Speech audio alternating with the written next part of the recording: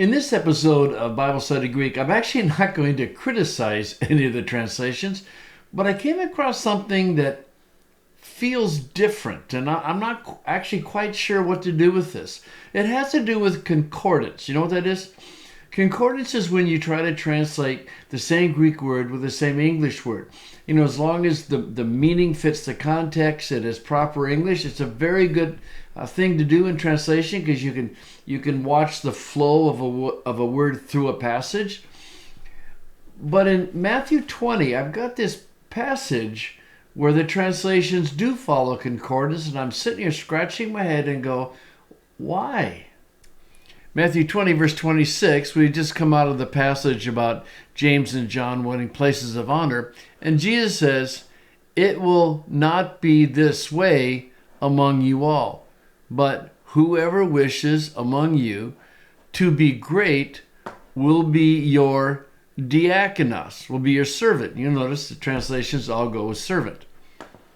"And whoever wishes among you to be first," so there's the parallelism, great and first, "will be your doulos."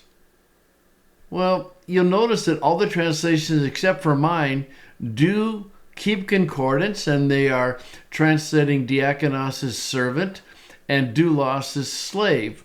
So, I mean, yeah, that's what you would expect them to do. But here's my question. What's the difference between a servant and a slave? I mean, diakonos and doulos have this overlapping meaning where they can both mean servant. But why did Jesus shift from diakonos to doulos? And here's my problem. You look at the English translation and you can see how, want to be prominent or you want to be first, you should be that person's servant, be that person's slave. And you go, oh, what's the difference? What's the difference between servant and slave in this context? Because they're talking about the same thing. In other words, it's almost like following concordance, translating diakonos as servant and doulos as slave, actually makes it confusing. Strange, huh? So, if this were John, I would say that it's just a stylistic variation, because John does it all the time. I'm not sure in the synoptics you can say that. The only thing I can think of is that Jesus wanted to drive the point home.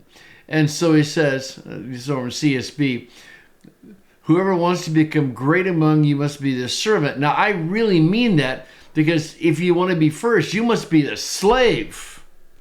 In other words, you're going from one word to a stronger word. I guess that could explain the shift in diakonos and doulos. But it is a really interesting question, I think, of here you have following concordance properly, but it gets a little confusing. But I don't know, what would you do? Would you keep concordance and may perhaps be a little confusing, or expect people to hear that Jesus is becoming more emphatic? Or would you just translate servant in both and assume the shift is stylistic? Interesting question.